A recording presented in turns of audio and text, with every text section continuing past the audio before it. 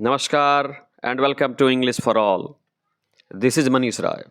आज प्रस्तुत है वर्ग 12वीं के बच्चों के लिए अंग्रेज़ी का मॉडल सेट। जी, वर्ग 12वीं के बच्चों के लिए अंग्रेज़ी का मॉडल सेट।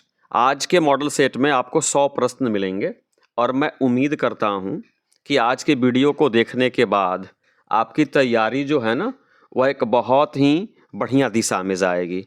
तो वादा करें कि आप पूरी वीडियो को देखेंगे। शाबाश, आपने वादा कर लिया। तो आइए क्वेश्चन नंबर 1 से शुरू करते हैं। बच्चों पूछ रहा है pharaohs were the rulers of ancient. आपको बताना है फराओज जो थे ना, वो कहाँ के शासक थे। एंशियंट ग्रीस के, एंशियंट इजिप्ट के, एंशियंट इंडिया के, या किसी के नहीं। बच्चों बहुत ही महत्वपूर्ण प्रश्न है। Pharaohs were the rulers of ancient Egypt, तो एक का ए होगा। क्वेश्चन नंबर 2 कहता है कि our ancestors enjoyed true home rule. जी बच्चों, our ancestors enjoyed true home rule, यह प्रश्न भी कई बार परीक्षाओं में पूछा जा चुका है और इस प्रश्न को आप अपनी पाठ्य पुस्तक में इंडियन सिविलाइजेशन एंड कल्चर नामक चैप्टर में देख सकते हैं। तो our ancestors enjoyed true home rule होगा। नंबर 3 कहता है कि the Gujarati equivalent for civilization means, यानी गुजरात में सिविलाइजेशन का मतलब क्या होता है। तो बच्चों गुड कंडक्ट होता है। जी, गुजराती में सिविलाइजेशन को गुड कंडक्ट कहा जाता है। इस प्रश्न के उत्तर के लिए भी आप अपनी पाठ्य पुस्तक में इंडियन सिविलाइजेशन एंड कल्चर नामक चैप्टर देख सकते हैं। क्वेश्चन नंबर 4 कहता है Bharat is my home is. आपको बताना है कि भारत इज माई होम क्या है। ऐसे है, शॉर्ट स्टोरी है, स्पीच है या नॉन है। बच्चों यह स्पीच है। जी, भारत इज माई होम यह स्पीच है और इस स्पीच को डॉक्टर जाकिर हुसैन ने दिया था। तो 4 का सी हुआ। नंबर 5 है बच्चों, before becoming the president of India doctor Zakir Hussain had served as the governor of. आपको बताना है कि भारत के राष्ट्रपति बनने से पहले डॉक्टर जाकिर हुसैन राज्यपाल के रूप में कार्य कर चुके थे। किस राज्य के राज्यपाल के रूप में? तो बच्चों बिहार के राज्यपाल के रूप में। अतः 5 का सी होगा। नंबर 6 कहता है what is the prime instrument of national purpose. जी बच्चों, नेशनल पर्पज का प्राइम इंस्ट्रूमेंट क्या है, यानी राष्ट्रीय उद्देश्य का मुख्य हथियार क्या है। तो एजुकेशन है। क्या है बच्चों? एजुकेशन है। तो 6 का बी होगा। Education is the prime instrument of national purpose.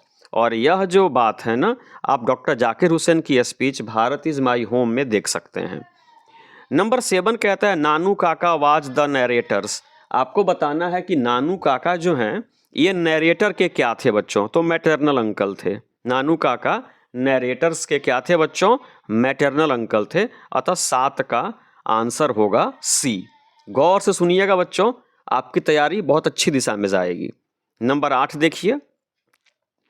Number 8 कहता है द नरेटर वाज खाली स्थान ऑन प्रोबेशन। आपको बताना है कि ए पिंच ऑफ स्नफ नामक चैप्टर में जो नरेटर जो थे ना, वो अंडर सेक्रेटरी ऑन प्रोबेशन थे या ज्वाइंट सेक्रेटरी थे या चीफ सेक्रेटरी थे। बच्चों अंडर सेक्रेटरी थे। नरेटर क्या थे? अंडर सेक्रेटरी ऑन प्रोबेशन थे। नंबर 9 है Nanu Kaka visited Lala Sohan Lal in the guise of, यानी नानू काका सोहन लाल से मिलने के लिए गए थे। किस वेश में? सेक्रेटरी के वेश में, मजिशियन के वेश में, एस्ट्रोलॉजर के वेश में, या इनमें से किसी में भी नहीं। बच्चों एस्ट्रोलॉजर के वेश में गए थे। जी, नानू काका मुंशी सोहन लाल से मिलने के लिए एस्ट्रोलॉजर के वेश में गए थे। और इस प्रश्न के उत्तर के लिए आप अपनी पाठ्य पुस्तक में ए पिंच ऑफ स्नफ नामक चैप्टर देख सकते हैं। क्वेश्चन नंबर 10 देखिए। कह रहा है कि Martin Luther King junior received the Nobel prize in. आपको बताना है किस वर्ष में मार्टिन लूथर किंग जूनियर को नोबेल पुरस्कार मिला था। बच्चों 1964 में। कब? 1964 में। अतः 10 का क्या होगा? डी होगा। अगर आप हमारे चैनल पर नए हैं तो कृपया चैनल को सब्सक्राइब अवश्य कर लें। क्वेश्चन नंबर 11 पूछ रहा है Martin Luther King junior wanted to see as a developed state. आपको बताना है कि मार्टिन लूथर किंग जूनियर निम्न में से किस स्टेट को डेवलप्ड स्टेट के रूप में देखना चाहते थे। जॉर्जिया को, मिसिसिपी को, अल्बामा को, या किसी को नहीं। बच्चों आपका सही जवाब होगा अल्बामा को। जी, Martin Luther King Junior Alabama को डेवलप्ड स्टेट के रूप में देखना चाहते थे। नंबर 12 है, बड़ा ही महत्वपूर्ण क्वेश्चन है बच्चों। ए सोनेट कंटेन्स लाइन्स, आपको बताना है सोनेट में यह एक पोएम होती है, इसमें कितनी कविता, इसमें कितनी पंक्तियां होती हैं। तो याद रखिएगा बच्चों, 14 पंक्तियों की कविता को सोनेट कहते हैं जी। 14 पंक्तियों की कविता को सोनेट कहते हैं, अतः 12 का बी होगा। 13 कहता है who is known as the people's poet. आपको बताना है कि निम्न में से किसको पीपल्स पोएट के रूप में जाना जाता है। बच्चों आपका सही जवाब होना चाहिए वाल्ट व्हिटमैन जी। वाल्ट व्हिटमैन को पीपल्स पोएट के रूप में बच्चों जाना जाता है, और इनकी कविता आप अपने टेक्स्ट बुक में सॉन्ग ऑफ माई सेल्फ पढ़ सकते हैं। नंबर 14 कहता है कि John Keats is known as. आपको बताना है कि जॉन किट्स किस रूप में जाने जाते हैं। तो बच्चों रोमांटिक जी, रोमांटिक पोएट के रूप में। याद रखिएगा, वाल्ट व्हिटमैन को पीपल्स पोएट कहते हैं और जॉन किट्स को रोमांटिक पोएट कहते हैं, अतः 14 का ए होगा। 15 कह रहा है who was sent to jail for a secret marriage. निम्न में से किसको गुप्त रीति से विवाह रचाने के लिए जेल भेज दिया गया था। तो आपको याद है ना, sweetest love I do not go, उसमें जॉन डन को अपनी ही पैट्रॉन्स की नीस से सीक्रेटली मैरी कर लेने के कारण जेल की हवा खानी पड़ी थी, अतः 15 का सी होगा, John Donne was sent to jail for a secret marriage. आइए नंबर 16 में चलते हैं बच्चों। Here lies a most beautiful lady is a line from. ये बहुत ही बच्चों इंपॉर्टेंट पंक्ति है, इसे याद रखेंगे। Here lies a most beautiful lady is a line from. आपको बताना है कि यह पंक्ति कहाँ से ली गई है जी, 16 नंबर में। तो बच्चों एन एपिटाफ से ली गई है। कहाँ से ली गई है? एन एपिटाफ से, जहाँ वाल्टर डिलामेयर की रचना है। वो कहते हैं कि यहाँ दुनिया की सबसे खूबसूरत महिला पड़ी हुई है, मतलब उनको दफन किया गया है, अतः 16 का ए होगा। 17 पूछ रहा है मैकाविटी इज। मैकाविटी क्या है? कैट है, डॉग है, स्नेक है, या कुछ नहीं है? बच्चों मैकाविटी क्या है? कैट है। Macavity is a cat. याद रखिएगा, मैकाविटी इज अ कैट। 17 का ए होगा। 18 कहता है tower of silence is related to. आपको बताना है कि टावर ऑफ साइलेंस का संबंध निम्न में से किससे है। याद रखिएगा बच्चों, पारसी समुदाय के लोगों से जी। टावर ऑफ साइलेंस का संबंध पारसी समुदाय के लोगों से है, अतः 18 का सी हो जाएगा। 19 कह रहा है मैकाविटी इज कॉल्ड। मैकाविटी को क्या कहा जाता है? द हिडन पॉ, द इनविजिबल पॉ, बोथ या नॉन हिडन पॉ। जी बच्चों, मैकाविटी को हिडन पॉ के नाम से पुकारा जाता है। मैकाविटी को और कई नामों से पुकारा जाता है। उसकी जानकारी के लिए आप हमारे चैनल पे मैकाविटी नामक कविता की संपूर्ण हिंदी व्याख्या सुन सकते हैं। नंबर 20 पे आइए। नंबर 20 कहता है the poet in snake had in his hand. यानी स्नेक नामक कविता में कवि के हाथों में क्या था? पिक्चर, बुक, पीचर या मोबाइल?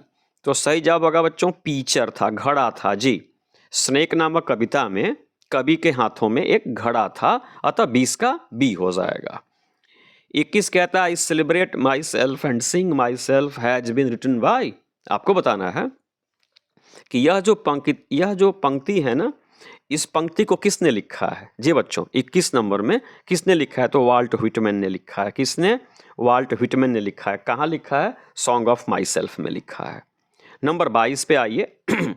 नंबर 22 कह रहा है बच्चों कि CB was a 12 years old American boy, Japanese boy, British boy या नॉन। बच्चों सीबी जो था ना, एक 12 वर्षीय जापानी लड़का था जी। सीबी जो था एक 12 वर्षीय जापानी लड़का था, अतः 22 का बी हो जाएगा। 23 कह रहा है कि you have undertaken to feed me. आपने मेरे पेट भरने की जिम्मेदारी ली है। क्लॉथ मी, वस्त्र, मेरे बदन को ढकने की जिम्मेदारी ली है। एंड गवर्न मी, और हम पे शासन करने की भी जिम्मेदारी आपकी है। यह कथन कहाँ से ली गई है? याद रखिएगा, पर्लेस बक की रचना इंडिया थ्रू ए ट्रैवलर्स आई से यह पंक्ति ली गई है जी। इंडिया थ्रू ए ट्रैवलर्स आई से, अतः 23 का सी हो जाएगा। 24 कह रहा है कि बेंजीज पेरेंट्स डिडंट लाइक। बच्चों बेंजी के माता पिता किसको पसंद नहीं करते थे? आपको पता है ना, फ्लोरेंस को जी। बेंजी की पत्नी को, जिसका नाम फ्लोरेंस था, फ्लोरेंस को बेंजी के मम्मी पापा बिल्कुल पसंद नहीं करते थे। 24 का सी होगा। 25 कह रहा है कि Sibi's father has smashed all the gods with. आपको बताना है कि गुस्से में आकर के सीबी के पिता ने सारे कद्दुओं को नष्ट कर दिया था। किससे? हैमर से, चिजिल से, एक्स से या नॉन से? हैमर से जी। याद रखिएगा, सीबी के पिताजी ने हैमर से हथौड़े से सारे कद्दुओं को चकनाचूर कर दिया था। 25 का ए हो जाएगा हैमर। 26 कहता है कि the English from 15th century till now is called, यानी 15वीं सदी से लेकर के आज तक की अंग्रेजी को किस नाम से जानते हैं? तो बच्चों मॉडर्न इंग्लिश, याद रखिएगा, मॉडर्न इंग्लिश के नाम से जानते हैं। 15वीं सदी से आज तक की अंग्रेजी को मॉडर्न इंग्लिश कहते हैं। 27 कहता है official language of the UNO is, आपको बताना है कि यूनाइटेड नेशंस ऑर्गेनाइजेशंस की ऑफिशियल मतलब आधिकारिक भाषा कौन है? तो इंग्लिश है। कौन है? इंग्लिश है। 27 का सी हो जाएगा। 28 कह रहा बच्चों कि which of the following has become a world language, आपको बताना है कि निम्न में से कौन सी भाषा वैश्विक भाषा बन गई है। आंखें मूंद करके बच्चों अंग्रेजी का, जी अंग्रेजी आपका आंसर होगा। Which of the following has become a world language, तो English has become a world language. 28 का ए होगा। 29 बहुत ही महत्वपूर्ण प्रश्न है, आपसे पूछ रहा है कि English absorbed words from almost different languages, आपको बताना है कि अंग्रेजी भाषा ने करीब करीब कितनी विभिन्न भिन्न भाषाओं से शब्दों को अपने आप में शामिल किया है? तो इसका जवाब होगा बच्चों 50। जी अंग्रेजी भाषा में 50 से भी ज़्यादा अलग अलग भाषाओं से शब्दों को शामिल किया गया है, अतः 29 का सी हो जाएगा। 30 कह रहा है कि objected the inflow of the foreign words in English, यानी निम्न में से कौन अंग्रेजी में विदेशी भाषाओं के शब्दों को शामिल किया जा रहा था, इस इनफ्लो को किसने ऑब्जेक्ट किया, इसका किसने विरोध किया?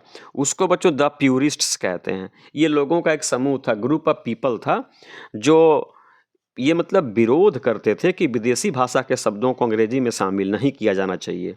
तो ये कौन थे बच्चों? प्यूरिस्ट्स थे। अतः 30 का बी हो जाएगा। 31 बहुत ही महत्वपूर्ण सवाल है बच्चों। The first dictionary of English was published in the year, आपको बताना है कि अंग्रेजी की पहली डिक्शनरी कब प्रकाशित हुई थी? याद रखिएगा 1755 में। जी बच्चों 1755 ईस्वी में पहली डिक्शनरी प्रकाशित हुई थी। ये महत्वपूर्ण सवाल है आप लोगों के लिए, आप इसे जेहन में हमेशा बनाए रखेंगे। 32 नंबर कहता है कि the first dictionary was compiled bye, जो पहली डिक्शनरी थी ना, इसको किसने कंपाइल किया था? तो डॉक्टर सैमुअल जॉनसन ने। जी डॉक्टर सैमुअल जॉनसन ने पहली डिक्शनरी लिखी थी, याद रखिएगा। The first dictionary was compiled by doctor Samuel Johnson. 33 कह रहा है कि how many years did it take to complete the first dictionary. Dictionary से एक और सवाल, पहली डिक्शनरी जो 1755 में डॉक्टर सैमुअल जॉनसन के द्वारा प्रकाशित की गई थी ना, उस डिक्शनरी को तैयार करने में कितने वर्ष लगे थे? 7 वर्ष, याद रखिएगा।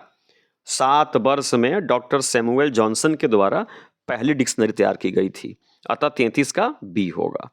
34 देखिए, 34 कह रहा the first dictionary contained over words and there meanings, आपको बताना है कि पहली डिक्शनरी में तकरीबन कितने शब्द थे बच्चों? 40,000। कितने थे? 40,000 शब्द थे। उसको संग्रहित करने में डॉक्टर सैमुअल जॉनसन को 7 वर्ष लगे थे। 34 का सी होगा, पहली डिक्शनरी में 40,000 शब्द थे। 35 कह रहा है King Lear, Othello, Macbeth, the Merchant of Venice, Venice and Hamlet are the works of Shakespeare. याद रखिएगा बच्चों, किंग लियर कहिए, ओथेलो कहिए, मैकबेथ कहिए, द मर्चेंट ऑफ वेनिस कहिए, हैमलेट कहिए, ये सारी रचनाएं विलियम शेक्सपियर की हैं और आप याद रखेंगे कई बार परीक्षाओं में इन पुस्तकों का नाम पूछा जाता है। नंबर 36 कह रहा है कि the language of international trade and commerce is, आपको बताना है कि इंटरनेशनल ट्रेड एंड कॉमर्स यानी अंतर्राष्ट्रीय व्यापार और वाणिज्य की भाषा क्या है? इंग्लिश है। क्या है बच्चों? इंग्लिश है। जब भी भाषा की बात होगी जवाब अंग्रेजी होगा। 36 का ए। 37 क्वेश्चन पूछता है English is used in China as a, यानी चाइना में अंग्रेजी का प्रयोग किस रूप में होता है? तो फॉरेन लैंग्वेज के रूप में। याद रखिएगा, चाइना में फॉरेन लैंग्वेज के रूप में, भारत में सेकंड लैंग्वेज के रूप में, अमेरिका में मदर टंग के रूप में। अतः 37 का सी होगा, English is used in China as a foreign language. अंग्रेजी विदेशी भाषा के रूप में चीन में पढ़ी जाती है। 38 कह रहा है कि which language is known as a window to the world, आपको बताना है कि निम्न में से किस भाषा को विंडो टू द वर्ल्ड कहा जाता है? आंख मूंद करके अंग्रेजी कर दीजिएगा। English is known as a window to the world. 38 का डी होगा। 39 कहता है कि इंग्लिश इज यूज्ड, ये पढ़िएगा बच्चों, बड़ा महत्वपूर्ण सवाल है। English is used in the USA, UK, Ireland, Canada, Australia, New Zealand and South Africa as a mother tongue. जी बच्चों, एज अ मदर टंग, अर्थात यूएसए में, यूके में, आयरलैंड में, कनाडा में, ऑस्ट्रेलिया में, न्यूजीलैंड में, साउथ अफ्रीका में अंग्रेजी को मदर टंग के रूप में इस्तेमाल किया जाता है। इंडिया में सेकंड लैंग्वेज के रूप में और चाइना में फॉरेन लैंग्वेज के रूप में। नंबर 40 आइए, doctor Faustus has been written by.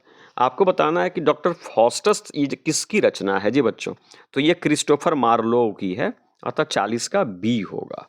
आपको परीक्षा में कई पुस्तकों के नाम बताने पड़ते हैं, उसमें बहुत ही महत्वपूर्ण नाम है डॉक्टर फॉस्टस, तो ये रचना है क्रिस्टोफर मार्लोव की, 40 का बी होगा। 41 कह रहा है कि the second official language of India is English. बच्चों, भारत की दूसरी आधिकारिक भाषा कौन है? अंग्रेजी है, 41 का डी होगा।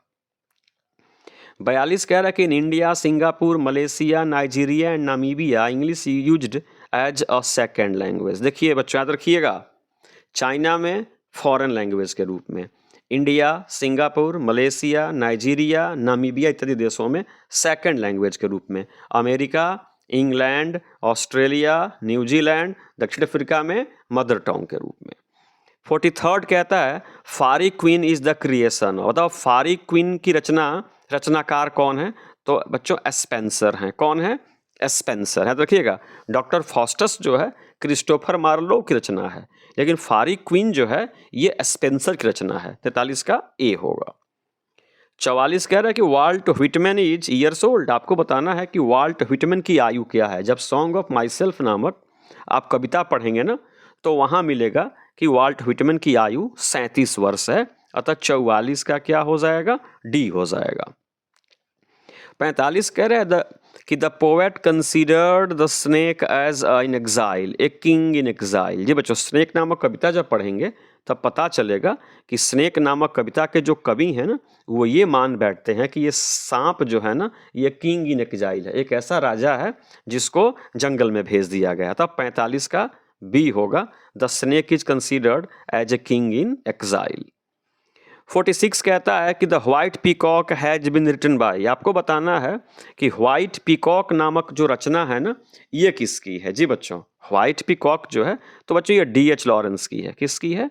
डी.एच. लॉरेंस की। 46 का बी हो जाएगा बच्चों। 47 कह रहा है द खाली स्थान वे are seen in the house of Kamala Das. जी, कमला दास के घर में अब क्या देखे जाते हैं? स्नेक्स। जी, इनकी दादी की मृत्यु हो गई है, घर में एकदम खामोशी पसरी है, किताबों में अब सांप इत्यादि कीड़े मकोड़े देखे जाते हैं। इसके लिए आप कमला दास की रचना माई ग्रैंडमदर्स हाउस देख सकते हैं। 48 नंबर कहता है कि tower of silence was miles away, यानी टावर ऑफ साइलेंस की दूरी कितनी थी? 1000 मील। कितनी थी बच्चों? 1000 मील। इसलिए कवि ने अपने बच्चे को आग के हवाले कर दिया था। ये बच्चों वो फायर हिम नामक कविता आप पढ़ सकते हैं। 49 पूछ रहा है Macavity is a fat cat, tall cat, thin cat, ginger cat. याद रखिएगा बच्चों, Macavity is a ginger cat. आपकी टेक्स्ट बुक में जो मैकाबिटी द मिस्ट्री कैट है ना, वहां पढ़िएगा, कहा गया है कि Macavity is a ginger cat. Number 50 कह रहा है कि the poet compares autumn season with the maturing sun. जी बच्चों, पोएट जो है ना, ऑटम सीजन को कंपेयर किससे करते हैं? सूर्य से। किससे करते हैं? सूर्य से। टू द ऑटम नामक कविता आप पढ़ सकते हैं। 51 कह रहा है कि CB lived in a harbour town, religious town, busy town या नॉन ऑफ दिस। याद रखिएगा, CB lived in a harbour town, Japan का एक छोटा सा शहर था वो, जहां सीबी रहता था, और वो हार्बर टाउन था। 41 का ए होगा। 42 कहता है कि एंटोन चेको वाज बाय प्रोफेशन, यानी एंटोन चेको जो थे ना, पेशे से क्या थे? डॉक्टर थे। क्या थे बच्चों? एंटोन चेको was a doctor by profession. और इस जानकारी के लिए आप अपनी पाठ्य पुस्तक में ए मैरिज प्रपोजल नामक चैप्टर पढ़ सकते हैं। बच्चों 53 पूछ रहा है कि Leap was the dog of.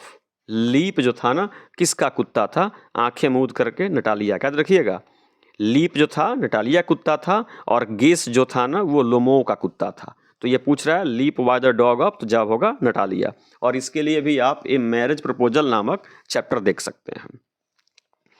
54 कह रहा है कि my several worlds is a personal records of the life of Pearl Buck. जी बच्चों, माई सेवरल वर्ल्ड्स जो है ना, यह किसका बच्चों पर्सनल रिकॉर्ड है? तो पर्ल एस बक का है। तो 54 का ए होगा, और इसके लिए आप देख सकते हैं India through a traveller's eye नामक चैप्टर। 55 कह रहा है कि Benji was handed the passbook at the age of, कितने वर्ष की आयु में बेंजी को पासबुक हैंड ओवर किया गया? 21 साल की आयु में। कितने साल की आयु में? 21 साल की आयु में बेंजी को पासबुक दे दिया गया। इसके लिए आप हम टेक्स्ट बुक में द अर्थ नामक चैप्टर देख सकते हैं। 56 कह रहा है कि who was cot red handed in the class, आपको बताना है कि निम्न में से कौन वर्ग में पढ़ाई के दौरान कद्दू पे काम करते हुए रंगे हाथ पकड़ा गया? वो और कोई नहीं था बल्कि सीबी था। कौन था? सीबी था। 56 का डी होगा। 57 कह रहा है Sibi's father worked at a, Sibi के पापा कहाँ काम करते थे? कारपेंटर शॉप पे। जी, एक बढ़ई की दुकान पे काम करते थे। 57 का बी होगा। 58 कह रहा है कि has civilisation taught us to be more friendly towards one another is a line from, ये लाइन कहाँ से ली गई है? तो ideas that have helped mankind से ली गई है। कहाँ से ली गई है? Ideas that have helped mankind से ली गई है। 59 कह रहा है कि the state is not the master but the servant of the people, यानी सरकार जो है ना, वह लोगों की मास्टर मालिक नहीं है बल्कि लोगों की सर्वेंट है। सर्वेंट मतलब क्या होता है? सेवक। बल्कि लोगों की क्या है? सेवक है। तो 59 का ए होगा, the state is not the master but the servant of the people. और इसकी जानकारी के लिए आप how free is the press नामक चैप्टर पढ़ सकते हैं। 60 कह रहा है कि the garlands are made of in the chapter a child is born, a child is born नामक पाठ में जो गार्लैंड्स बनता है ना, माला बनती है, वो किस चीज़ की बनती है? तो बच्चों गार्लिक एंड टर्मेरिक की। जी, लहसुन और हल्दी की। तो the garlands are made of garlic and turmeric, और इसके लिए आप हम टेक्स्ट बुक में ए चाइल्ड इज बॉर्न नामक चैप्टर देख सकते हैं। 61 कहता है कि I know that for India to run after golden fleece is to court certain death हो गया। यानी गांधी जी ने कहा था कि मैं जानता हूं कि भारत के लोगों के लिए गोल्डन फ्लीस के पीछे भागने का मतलब हुआ मौत को दावत देना। अतः 61 का ए हो जाएगा डेथ। 62 देखिए, our ancestors viewed large cities as a, यानी हमारे पूर्वज जो थे ना, वह बड़े शहरों को किस रूप में देखते थे? तो फंदे के रूप में, स्नेयर के रूप में। किस रूप में बच्चों? स्नेयर के रूप में देखते थे। तो 62 का ए होगा, our ancestors viewed large cities as a snare. इसकी जानकारी के लिए महात्मा गांधी की रचना इंडियन सिविलाइजेशन एंड कल्चर देखा जा सकता है। 63 कहता है Martin Luther King junior had children. जी, आई हैव ए ड्रीम पढ़िए और बताइए कि मार्टिन लूथर किंग जूनियर के कितने पुत्र थे? बच्चों 4। सवाल रखिएगा, मार्टिन लूथर किंग जूनियर को कितने बेटे थे? 4। 64 कह रहा है कि Natalia and Lomov quarrelled over the ox meadows. Natalia और लोमो में झगड़ा किस लिए हुआ? तो ऑक्स मेडोज के लिए। पहली लड़ाई ऑक्स मेडोज के लिए हुई थी और दूसरी लड़ाई कुत्ते के लिए हुई थी। तो यहाँ पे 64 का होगा, Natalia and Lomov quarrelled over the ox meadows. 65 देखिए, who will not come for help now, अब मदद के लिए कौन नहीं आएगा? बच्चों इसकी जानकारी के लिए आप अपने टेक्स्ट बुक में देख सकते हैं, now the leaves are falling fast. वहाँ ये बताया गया है कि अब देवदूत फरिश्ते नहीं आएंगे, यानी angel will not come for help now. तो 65 का बी होगा। 66 कहता है बच्चों, खाली स्थान became one of the first women to graduate from Oxford University. आपको बताना है कि निम्न में से कौन ऑक्सफोर्ड विश्वविद्यालय से ग्रेजुएट होने वाली पहली महिलाओं में से एक थी? तो बच्चों डोरोथी एल सेयर्स थी। कौन थी? डोरोथी एल सेयर्स थी। और इनके लिए अपनी टेक्स्ट बुक में how free is the press नामक चैप्टर देख सकते हैं। 67 कहता है कि the white peacock has been written by. आपको बताना है कि व्हाइट पीकॉक नामक चैप्टर जो है ना, यह किसकी रचना है? तो याद रखिएगा बच्चों, D.H. लॉरेंस की है। किसकी है? D.H. लॉरेंस की है। और इनकी स्नेक नामक कविता आपके टेक्स्ट बुक में पढ़ाई गई है। 68 कह रहा है बच्चों कि द खाली स्थान वे are seen in the house of the Kamala Das. Kamala Das घर में क्या देखे जा रहे हैं? तो सांप। मुझे लगता है क्वेश्चन ये रिपीट हो गया बच्चों। स्नेक्स, जी, स्नेक्स वे are seen in the house of Kamala दास।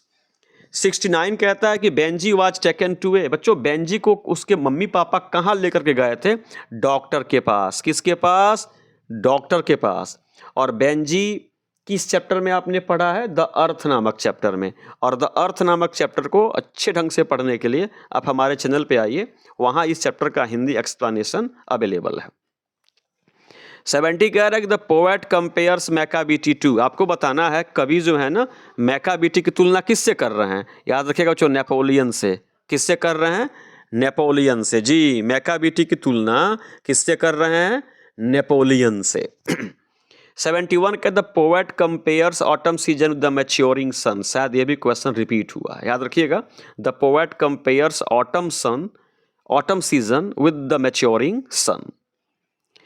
72 है is a window to the world, आपको बताना है कि निम्न में से कौन सी भाषा जो है वो विंडो टू द वर्ल्ड है? आंख मूंद करके इंग्लिश। जी बच्चों, world language English, window to the world English, job language English, international language English, global language English.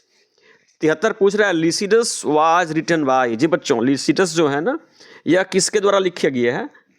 बच्चों यह किसकी रचना है? तो आप जवाब देंगे जॉन मिल्टन की है। जी, जॉन मिल्टन की। 73 का ए होगा, Lycidas was written by John Milton. Number 74 कह रहा है कि the food was served on the fresh green खालिस्तान लीव्स, आपको बताना है कि पर्लेस बक को जो भोजन परोसा गया था वह किस पर परोसा गया था? तो बच्चों वो केले के हरे पत्ते पर। किस पर? केले के हरे पत्ते पर उनको भोजन परोसा गया था। अतः 74 का ए होगा, और इसके लिए आप India through a traveller's eye देख सकते हैं।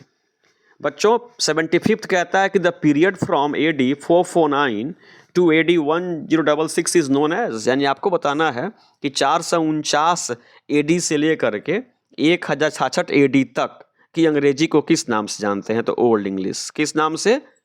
ओल्ड इंग्लिश के नाम से। अतः 75 का ए होगा। 76 कह रहा है कि सी विल, अब ग्रामर से मामला आ रहा है बच्चों, 25 क्वेश्चन ग्रामर से होंगे। सी विल वॉश हर फेस, वह अपने चेहरे को धोएंगी। आफ्टर सी वेक्स अप कि बिफोर सी वेक्स अप? तो बच्चों हो जाएगा आफ्टर सी वेक्स अप, यानी जगने के बाद वो अपने चेहरे को धोएंगी। इसमें बच्चे बिफोर कर देते हैं। जी, वो जागने से पहले कैसे धोएंगी? जागने के बाद धोएंगी ना। 76 का बी होगा। 77 कह रहा है कि hardly had he gone to bed, यानी जैसे ही वह बिस्तर पे गया सो गया। याद रखिएगा बच्चों, हार्डली से पीसी की शुरुआत होती है। जी, प्रिंसिपल क्लॉज की शुरुआत होती है, लेकिन हार्डली से शुरुआत होती है प्रिंसिपल क्लॉज की। तो फिर इसी सेंटेंस में एक और एडवर्ब क्लॉज होता है, वहाँ बच्चों हार्डली के बाद व्हेन का प्रयोग करते हैं। जी, hardly had he gone to bed when he fell asleep. बच्चे याद रखिएगा, हार्डली के साथ व्हेन का प्रयोग करते हैं, आप याद रखेंगे। 77 का डी होगा। 78 कह रहा है no sooner had the thief entered, यानी ज्यों ही चोर घर में प्रवेश किया मैं क्या हो गया? जग गया। तो बच्चों नो सूनर के साथ याद रखिएगा देन का प्रयोग करते हैं। जी, जैसे मैंने कहा था अभी अभी, हार्डली के साथ व्हेन करते हैं, तो नो सूनर के साथ देन करते हैं। तो यहाँ ये देन नहीं होगा, देन होगा। 78 का ए होगा। 79 कह रहा है कि स्कैर्सली हैड आई स्टार्टेड, अभी मैंने चलना शुरू ही किया था कि बारिश होने लगी। तो बच्चों जब भी आप स्कैर्सली देखें ना, व्हेन का प्रयोग करें। जी, मैं फिर दोहरा रहा हूँ, नो सूनर के साथ देन का प्रयोग करें, हार्डली और स्कैर्सली के साथ व्हेन का प्रयोग करें। अतः 79 का ए होगा। 80 देखिए, 80 कह रहा है नोट इट डाउन, यानी इसको लिख लो लेस्ट। बच्चों जब भी आपको वाक्य में लेस्ट दिखे ना, तो लेस्ट से शुरू होने वाले क्लॉज में हमेशा शुड का प्रयोग करते हैं। जी, यानी इसे ढंग से लिख लो, इससे कि भूल न जाओ। तो याद रखिएगा, लेस्ट से एडवर्ब क्लॉज की शुरुआत होती है, और लेस्ट वाले क्लॉज में ये ऑक्सिलरी वर्ब के रूप में हम हमेशा शुड का प्रयोग करते हैं। जब भी लेस्ट दिखे शुड भरिएगा। 81 कह रहा है कि she took an umbrella so that she खालिस्तान नॉट गेट वेट, उन्हें छाता ले लिया जिससे कि वो बारिश में नहीं भीगेगी। तो बच्चों जब भी सो दैट देखेंगे ना, तो हम अक्सर मे का प्रयोग करते हैं, लेकिन टूक है, ये क्रिया का V2 है, अतः मे को भी पास्ट टेंस में लेके जाइए तो माइट होगा। जी, she took an umbrella so that she might not get wet. याद रखिएगा, that so that, in order that के बाद मे का प्रयोग करते हैं। लेकिन जब प्रिंसिपल क्लॉज की क्रिया पास्ट टेंस में हो तो मे को माइट में बदल देते हैं।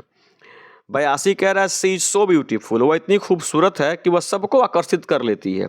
तो सी इज सो ब्यूटीफुल दैट, यहाँ हो जाएगा दैट, वह इतनी सुंदर है कि, उसकी के लिए हम दैट करेंगे, 82 का सी होगा। 83 गौर कीजिए, टेक प्रॉपर केयर ऑफ। बच्चों देखिए, जब भी याद रखिएगा, जब भी टेक केयर हो, जी जब भी टेक केयर हो तो प्रेपोजिशन के रूप में ऑफ लेके आइए। तो 83 का ए होगा take proper care of your health. लेकिन 84 देखिए, ही डिड नॉट केयर, जब केवल केयर हो यानी वर्ब के रूप में केयर आए तो फॉर करेंगे। तो यहाँ पे हम क्या करेंगे, फॉर करें। देखिए बच्चों, केयर हो तो फॉर करें, और टेक केयर हो तो टेक वर्ब हो गया, केयर नाउन हो गया। तो टेक केयर हो तो ऑफ कीजिएगा, और केवल केयर हो तो फॉर कीजिएगा। अतः 84 का सी होगा।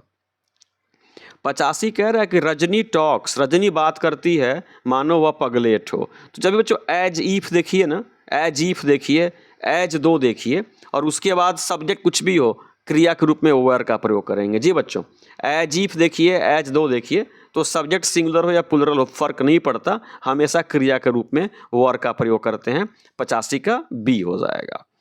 86 कह रहा है कि रीता डजंट कुक फिश, ये क्वेश्चन टैग है, रीता मछली नहीं बनाती हैं। तो चूंकि निगेटिव है तो पॉजिटिव होगा, तो डजंट है तो यहाँ से डज ले लीजिए, और रीता के लिए सी ले लीजिए। अतः 86 का क्या हो जाएगा, D, Rita doesn't cook fish, does C, 86 का डी।